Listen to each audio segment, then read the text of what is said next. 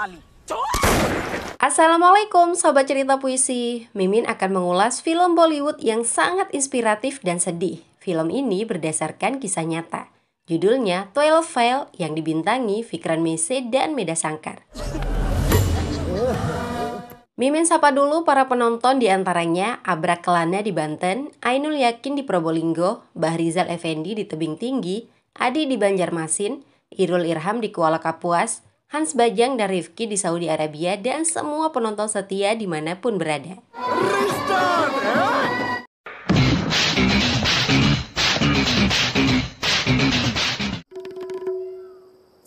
Cerita inspiratif ini dimulai tahun 1997 di Chambal, Madhya Pradesh, India.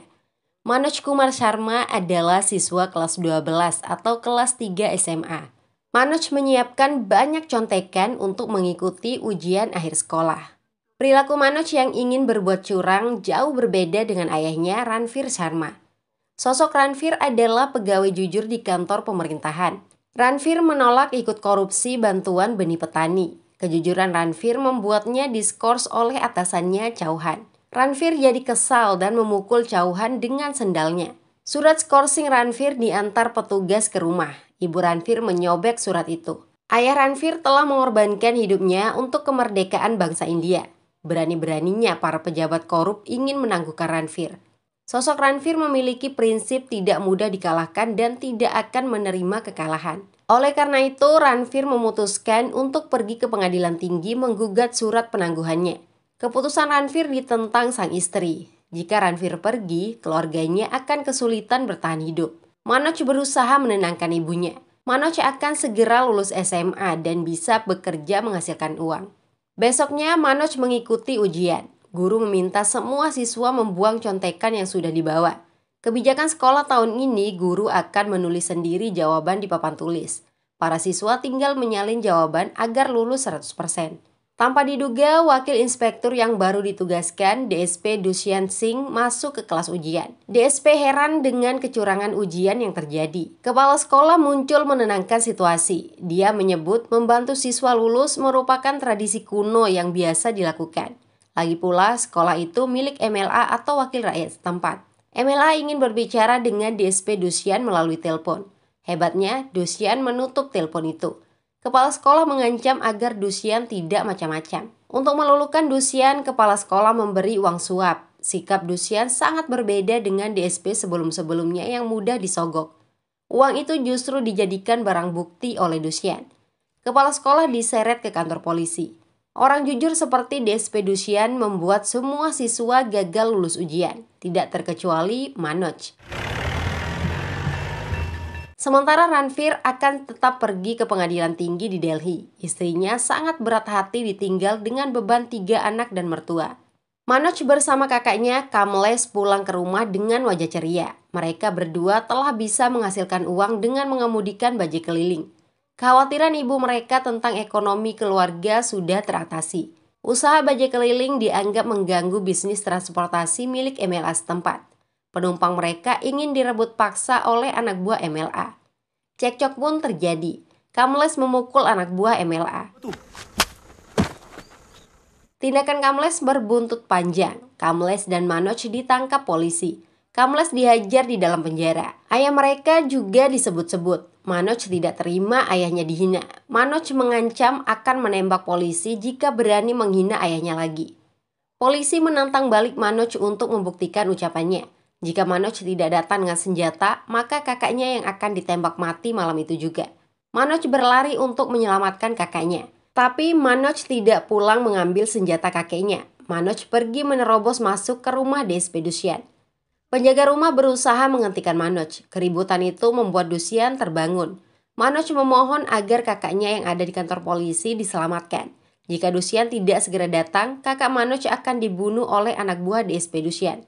Setelah mendengar cerita Manoj, malam itu juga Dushyant bergerak cepat. Kedatangan Dushyant membuat bawahannya kalang kabut. Dushyant langsung membebaskan Kamlesh. Itulah hebatnya jika orang baik dan jujur memiliki jabatan. Dushyant mengantar Manoj dan Kamlesh pulang. Sepanjang jalan, Manoj menatap Dushyant dengan penuh kekaguman. Kamlesh mengingatkan Manoj agar berbicara dengan Dushyant tentang kendaraan mereka yang masih disita polisi. Manoj justru tidak peduli lagi dengan kendaraan itu. Saat ini pikiran Manoj hanya tentang kehebatan Dusyan. Ayah Manoj juga orang yang jujur, tapi kejujuran itu membuat ayahnya sering diskors. Manoj jadi berpikir bahwa kejujuran tidak ada gunanya. Tapi setelah melihat Anda, saya menyadari jika orang jujur memiliki kekuatan, itu akan membuat perubahan besar, ucap Manoj. Sejak saat itu, Manoj ingin menjadi seperti DSP Dusyan Singh. Manoj siap melakukan apa saja. Dusyan hanya memberikan saran sederhana. Manoj diminta untuk tidak berbuat curang lagi. Kata-kata Dusyan bergema di benak Manoj. Meski Dusyan dipindahkan setelah setahun, Manoj tidak mau curang lagi. Hanya Manoj yang lulus kelas 12 tanpa menyontek seperti teman-temannya. Manoj juga belajar keras selama 3 tahun untuk mengejar gelar sarjana Bachelor of Arts alias BE. Ibunya telah menjual satu persatu barang berharga yang dimiliki demi memenuhi kebutuhan hidup. Mengingat ayah Manoj masih di Delhi memperjuangkan keadilan di pengadilan. Setelah menjadi sarjana, Manoj memenuhi syarat untuk menjadi DSP seperti Dusyan Singh. Neneknya memberikan Manoj semua uang simpanan yang berhasil ditabung dari gaji pensiun kakek Manoj. Kakekmu pasti akan bangga jika kamu berseragam polisi. Pergi kejar mimpimu, kembalilah setelah kamu menjadi polisi, ujar sang nenek. Untuk bisa menjadi DSP, Manoj harus mengikuti ujian PSC atau Public Service Commission di kota Gwalior. Manoj diantar sampai bus oleh ibu, kakak, dan adik perempuannya. Perjalanan menjemput impian membuat Manoj sangat bahagia. Dia sampai tertidur di dalam bus. Setelah sampai di kota Gwalior, Manoj kaget menyadari tasnya hilang. Informasi dari kernet bus, tas warna merah dibawa oleh seorang penumpang ibu-ibu yang duduk di samping Manoj. Manoj sangat panik tasnya telah dicuri orang, apalagi si pencuri sudah turun terlebih dahulu sejak 1 jam yang lalu. Manoj bingung tidak tahu harus berbuat apa. Semua barang dan uang pemberian neneknya telah lenyap. Sepanjang malam Manoj terpaksa menahan lapar. Nasib sial kembali harus dialami keesokan harinya. Manoj mendapat informasi bahwa pemerintah negara bagian tidak lagi menyelenggarakan ujian PSC. Penyebabnya pemerintah sedang melakukan efisiensi anggaran. Hancur hati dan harapan Manoj. Dia terlunta-lunta di kota orang. Manoj kelaparan, tapi tidak mungkin dia kembali ke desa. Ketika rasa lapar sudah tidak sanggup ditahan, Manoj terpaksa meminta makanan kepada pemilik warung. Manoj akan mengganti makanan itu dengan membantu pekerjaan di warung. Syukurnya pemilik warung berhati baik. Manoj diberikan sepiring makanan. Kelaparan membuat Manoj melahap makanan itu dengan sangat cepat.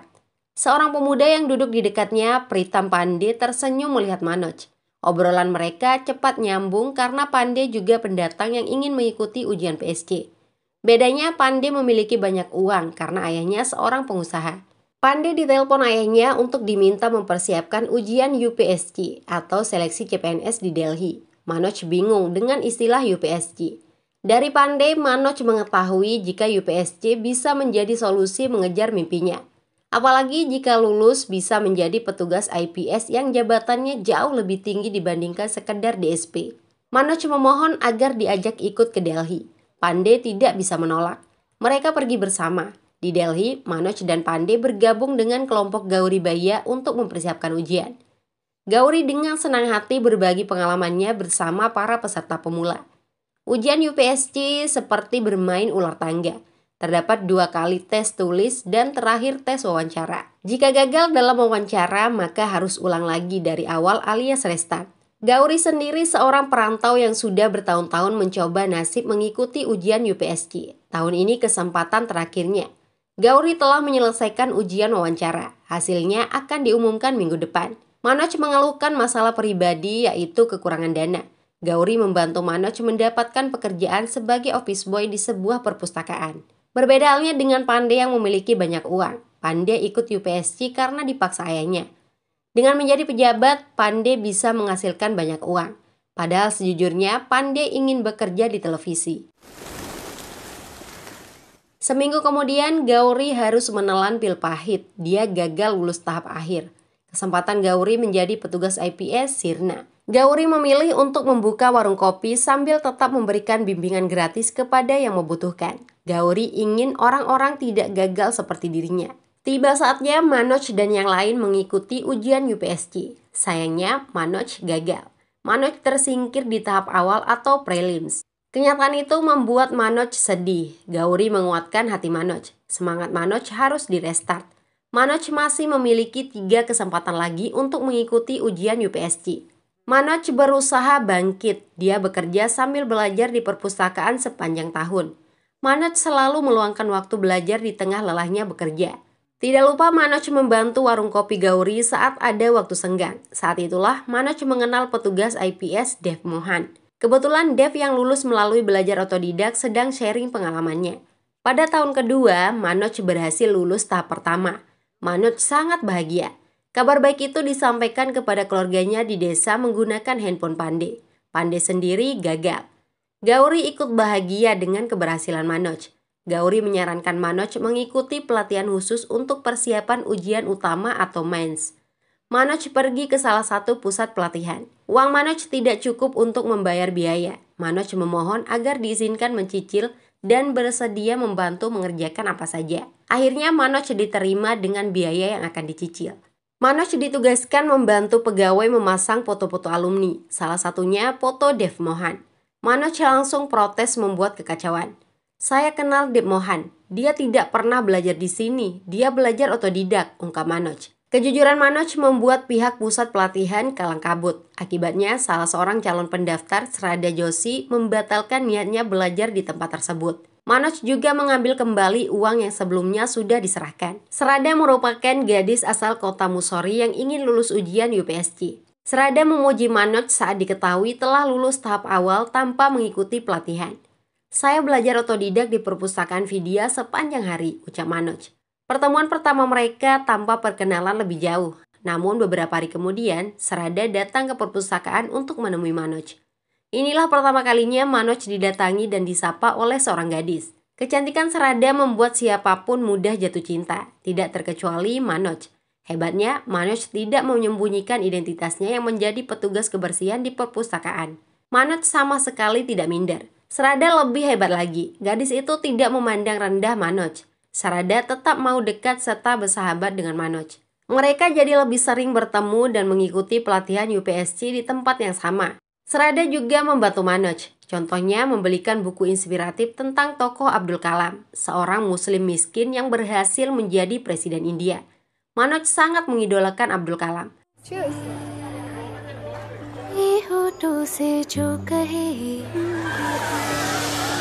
Masalah datang di tempat Manoj bekerja. Manoj dituduh telah menggelapkan sebagian uang hasil jual koran bekas perpustakaan. Emosi Manoj meledak ketika dirinya disebut anak pencuri. Saat itu juga Manoj berhenti bekerja. Untuk bertahan hidup, Manoj bekerja untuk pabrik tepung. Dia menggiling tepung di ruangan yang sempit dan pengap. Pandey yang menjenguk Manoj sangat kasihan. Bagaimana kamu akan belajar mempersiapkan ujian utama di tempat seperti ini, ujar Pandey. Manoj tersenyum dengan perhatian sahabatnya. Ruangan kecil itu bukan hanya tempat mencari nafkah bagi Manoj, tapi juga tempat tinggal dan tempat belajar. Manoj hanya ingin fokus belajar dan bekerja. Dia tidak ingin perhatiannya terganggu oleh apapun, termasuk saat mengetahui Srada sudah kembali ke kotanya. Ketika ujian utama tiba, Manoj menulis jawaban bahasa Inggris dengan mudah. Manoj sangat yakin akan lulus. Tapi Manoj terlambat menyadari jika dia keliru menulis jawaban. Pertanyaan tentang tourism dimaknai terorisme. Padahal maksudnya adalah pariwisata di India. Manoj dipastikan gagal sebelum hasilnya diumumkan. Mungkin keteledoran Manoj karena sering memikirkan Srada. Manoj memilih pergi ke kota Mussoorie untuk bertemu Srada. Sayangnya Srada sedang tidak ada di rumah karena ada acara keluarga. Hanya penjaga rumah yang menyambut Manoj. Melalui telepon, Srada cukup kaget mengetahui kedatangan Manoj. Srada menanyakan tujuan kedatangan Manoj dan hasil ujiannya. Manoj bicara jujur jika dirinya gagal dalam ujian utama. Respon Srada cukup keras dan terkesan kasar. Manoj diminta belajar lebih keras lagi, bukan justru datang ke rumah Srada. Manoj datang jauh-jauh mencari Srada untuk mengungkapkan perasaannya bahwa Manoj sangat mencintai Srada. Manoj yakin Srada memiliki perasaan yang sama. Srada, jika kamu juga mengucapkan I love you, saya akan menjungkir balikan dunia untukmu, kata Manoj gombal. Sekali lagi Srada memberikan respon dingin. Melalui penjaga rumah, Srada meminta Manoj kembali ke Delhi. Manoj patah hati karena cintanya bertepuk sebelah tangan. Daripada kembali ke Delhi, Manoj memilih pulang ke kampung halamannya. Manoj disambut pelukan hangat dari adik perempuannya, Rajni, yang sudah tumbuh remaja. Hanya Rajni yang ada di rumah. Ayah Manoj belum kembali. Ibunya sedang berburu menggembala sapi. Sedangkan kakak laki-laki mereka, Kamles, tinggal di tempat jauh menjadi buruh harian. Satu orang lagi yang belum disebutkan oleh Rajni, yaitu nenek mereka. Raut wajah Rajni berubah sedih saat ditanya oleh Manoj, karena ternyata nenek Manoj telah meninggal dunia. Manoj kecewa dan marah tidak diberitahu. Setelah ibu Manoj pulang, barulah diketahui jika musibah itu juga dirahasiakan dari ayah Manoj. Sebelum meninggal, nenekmu yang melarang kami. Dia bilang, jangan ganggu mereka. Nenekmu yakin kamu pasti akan pulang dengan seragam polisi, tutur ibu Manoj. Mendengar itu, Manoj hanya terdiam. Sang ibu berusaha menenangkan hati Manoj. Ibunya meminta Manoj tidak perlu mengkhawatirkan keluarga. Kehidupan mereka sudah cukup bahagia dan berkecukupan. Manoj hanya diminta mengenakan seragam polisi jika nanti pulang lagi. Setelah bertahun-tahun, baru kali ini Manoj meneteskan air mata. Manoj menangis di pangkuan ibunya. Manoj merasa telah gagal, telah kalah, dan tidak bisa membanggakan orang tua. Manoj tidak tahu harus berkata apa. Hanya air mata yang mampu bicara mengungkap kepedihan hatinya. Meski Manoj menyembunyikan penderitaan hidupnya di rantauan, ibunya bisa merasakan itu. Sang ibu dengan tegar meminta Manoj tetap kuat. Semuanya pasti akan baik-baik saja. Tapi ibu Manoj juga wanita biasa. Ibunya ikut menangis melihat Manoj menangis. Mereka meluapkan segala beban di dada. Manoj harus bangkit dan meraih mimpinya. Manoj kembali ke Delhi dengan semangat 100 kali lipat. Demi keluarga, Manoj bekerja lebih keras sepanjang hari dan belajar lebih giat sepanjang malam. Sebagian hasil keringatnya dikirim untuk membantu ekonomi keluarga. Kejutan dalam hidup Manoj muncul lagi. Ayah Manoj, Ranveer Sharma, datang. Manoj memeluk ayahnya yang jujur itu. Tapi Ranveer menunjukkan wajah orang yang telah kalah dalam hidup. Nak, ayo kita pulang. Jangan tinggal di lubang neraka ini lagi, ucap Ranveer. Tidak berhenti sampai di situ, Ranveer memastikan dirinya akan mampu menghasilkan banyak uang. Ranveer telah siap berkompromi dengan atasan maupun korupsi. Selama ini Ranveer telah menjadi orang bodoh yang memperjuangkan kejujuran. Faktanya, pengadilan saja tidak mendukung kejujuran dan tidak mampu memberikan keadilan. Ranveer dibuat kehilangan segalanya, termasuk kehancuran keluarga. Nak, ayo kemasi barang-barangmu. Cukuplah berjuang untuk kejujuran. Itu tidak ada gunanya, ucap Ranveer. Manoj sangat sedih melihat ayahnya yang dulu kuat, kini lembek tak berdaya. Manoj mengingatkan prinsip yang selalu ditanamkan ayahnya, bahwa mereka tidak mudah dikalahkan dan tidak akan menerima kekalahan. Ayahnya diminta tetap berjuang melawan ketidakadilan. Manoj akan menanggung biaya pengadilan. Setelah ayahnya pergi, Manoj kerja lebih gila lagi untuk menghasilkan banyak uang. Dia bekerja 15 jam sehari, belajar 6 jam, dan tidur hanya 3 jam. Belum lagi Manoj harus mengikuti pelatihan UPSC. Godaan lain datang dalam bentuk Serada. Entah kenapa Serada mengikuti pelatihan lagi. Serada juga menyapa Manoj dan meminta maaf.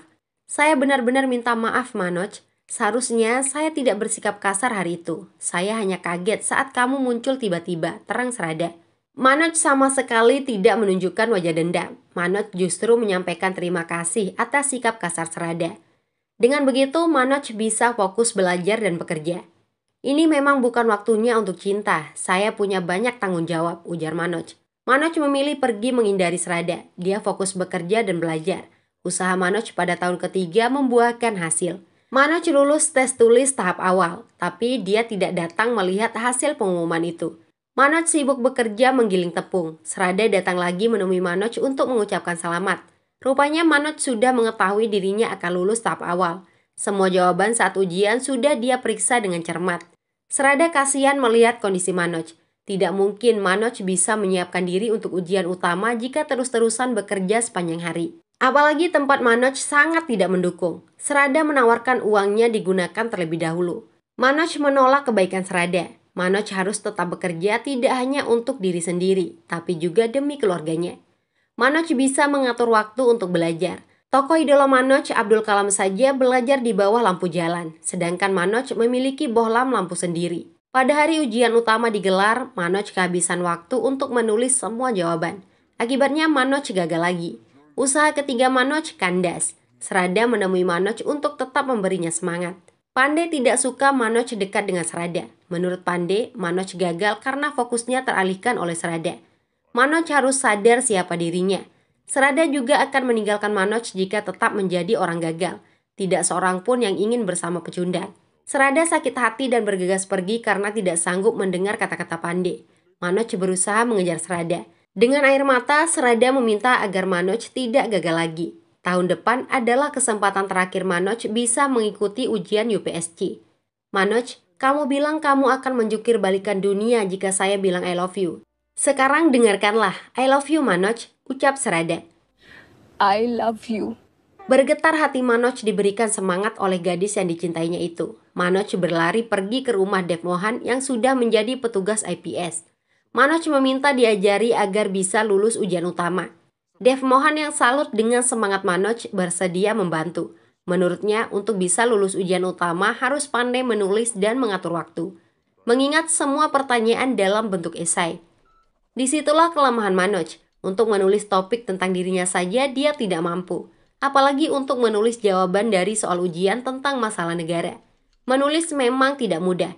Merangkai kata-kata seperti alur cerita film juga tidak semudah memasak mie instan. Manoj terdiam tidak tahu harus berbuat apa. Dia kembali bekerja membantu warung kopi Gauri. Kali ini Gauri memarahi Manoj.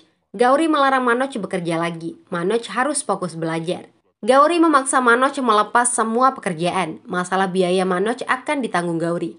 Uang kepada keluarga Manoj juga akan dikirimkan oleh Gauri. Ini bukan hanya pertarunganmu, ini pertarungan kita.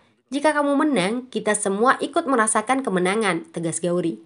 Manoj tidak mau menerima kebaikan Gauri, tapi Gauri tetap memaksa. Manoj bisa mengganti uang Gauri dari gaji pertamanya setelah menjadi petugas IPS. Akhirnya Manoj mau mendengarkan kata Gauri. Untuk pertama kalinya, Manoj memiliki kamar pribadi untuk belajar dengan fasilitas lengkap. Serada yang datang mengunjungi Manoj jadi sangat bahagia. Serada memberikan stopwatch untuk membantu Manoj belajar. Kini sepanjang waktu pekerjaan Manoj hanya belajar dan belajar. Jika lapar, dia tinggal makan. Jika ngantuk, tinggal tidur. Semuanya difasilitasi oleh Gauri.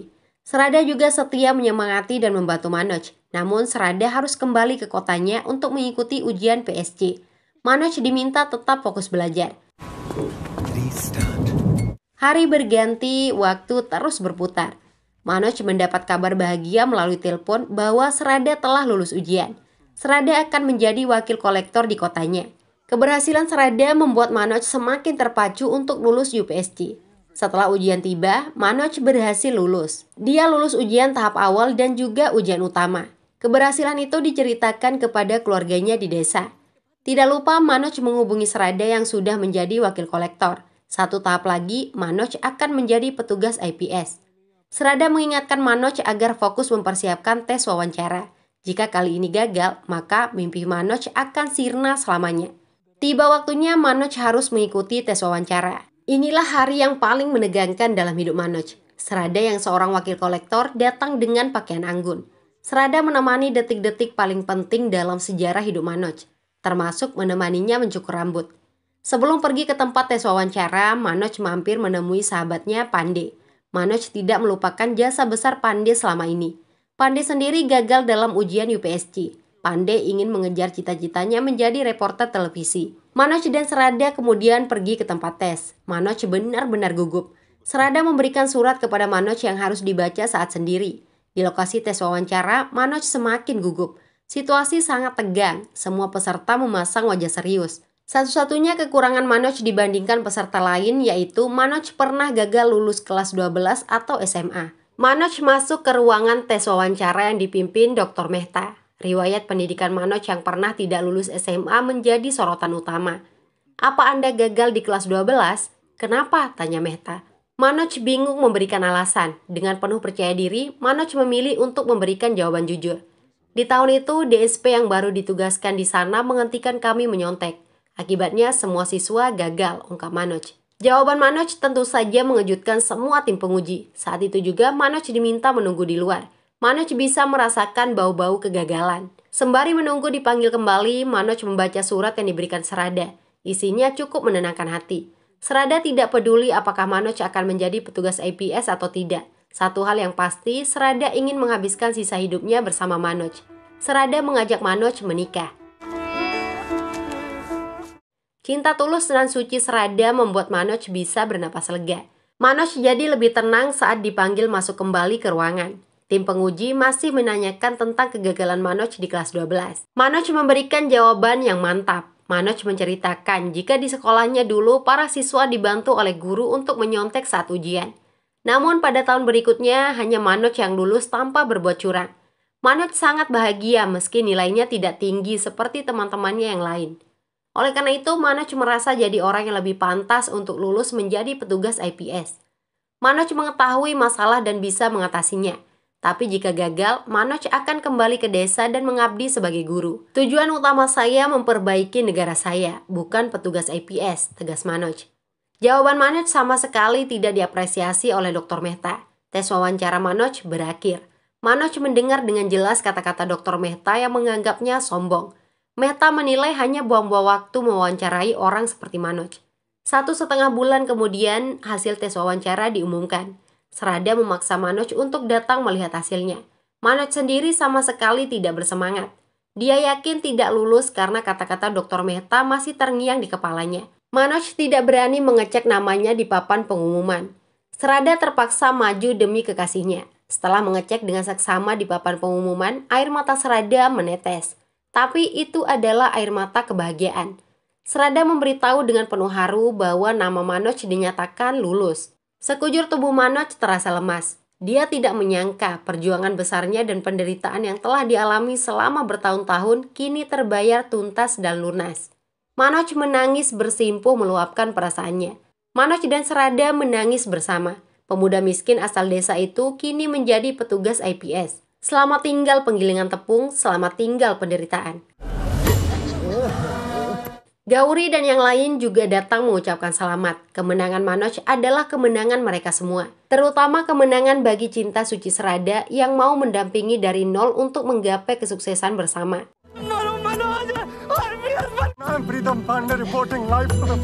Manoj Kumar Sharma. Lalu bagaimana bisa Manoj diluluskan? Ternyata hanya Dr. Mehta yang memandang negatif Manoj. Sedangkan semua anggota tim penguji mengagumi kejujuran Manoj. Orang seperti Manoj sangat dibutuhkan negara untuk menjadi petugas IPS. Karena itulah tim memutuskan meluluskan Manoj. Informasi keberhasilan Manoj menjadi petugas IPS telah sampai ke desanya. Teman Manoj yang memiliki telepon berteriak memberitahu ibu Manoj dengan penuh bangga. Jika seorang teman saja begitu bahagia, lalu bayangkan perasaan sang ibu. Tangis dan tawa menyatu untuk segera melihat Manoj mengenakan seragam polisi. Ayah Manoj, Ranvir, berlari agar bisa bicara dengan Manoj. Setelah memastikan Manoj benar-benar lulus menjadi petugas IPS, Ranvir bergegas pergi lagi. Ranvir akan menemui mantan atasannya, Chauhan. Si korup itu harus tahu bahwa dia telah mempermainkan ayah seorang petugas IPS, ujar Ranvir. Manoj dan ibunya tertawa bahagia penuh bangga. Manoj bukan lagi pria biasa, dia adalah seorang petugas IPS.